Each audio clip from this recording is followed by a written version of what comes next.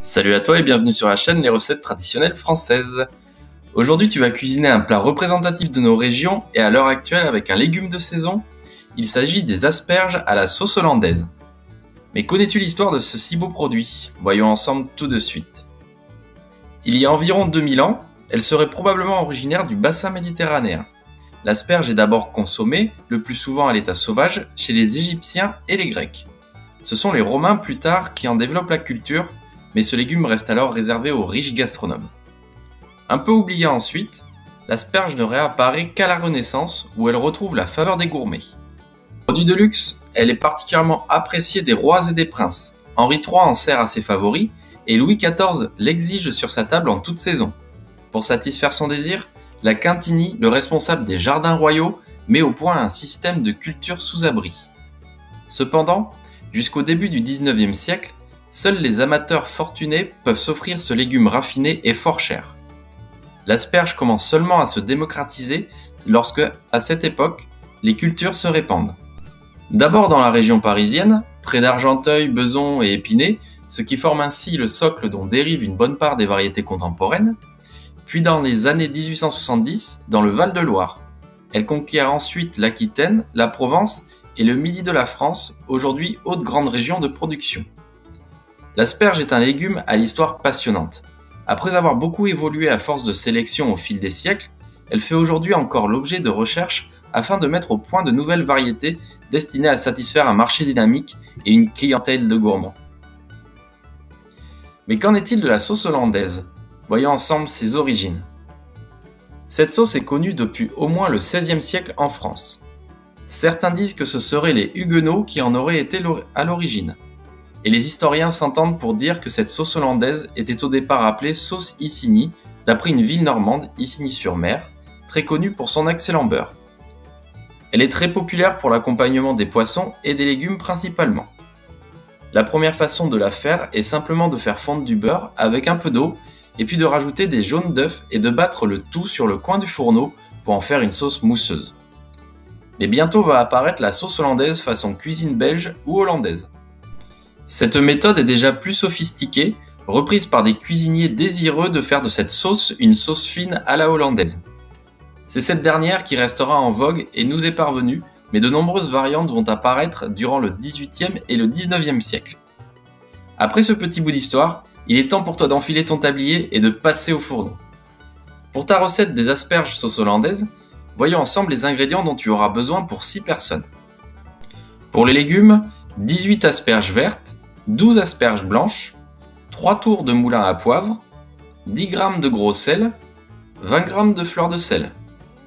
Pour la sauce, 1 citron jaune, 200 g de beurre doux, 4 jaunes d'œufs, 15 centilitres de vin blanc sec, 2 échalotes, des aromates, une gousse d'ail, une branche de thym, une feuille de laurier et 3 pincées de sel fin.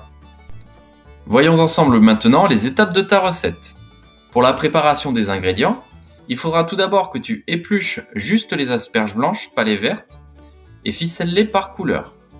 Zeste le citron et presse-en le jus. Fais fondre le beurre lentement, puis clarifie-le, c'est-à-dire enlève la pellicule qui se forme à la surface et jette le petit lait qui se trouve en dessous. En deuxième, il faudra pour la sauce hollandaise que tu épluches l'échalote et l'ail. Puis cisèle-les finement et mets-les dans une casserole avec le vin blanc et les aromates.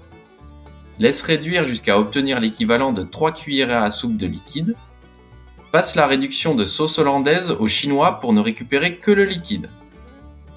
Mets les jaunes d'œufs dans une casserole avec ce jus et assaisonne de sel fin. Pour monter le sabayon sur un feu doux, il va falloir que tu fouettes rapidement pour donner un maximum de volume jusqu'à ce que le mélange double de volume et devienne très mousseux. Dès que le sabayon permet d'entrevoir le fond de la casserole après le passage du fouet, stoppe la cuisson et ajoute le beurre clarifié petit à petit. Finis en ajoutant quelques gouttes de jus de citron. Conserve la sauce hollandaise au bain-marie.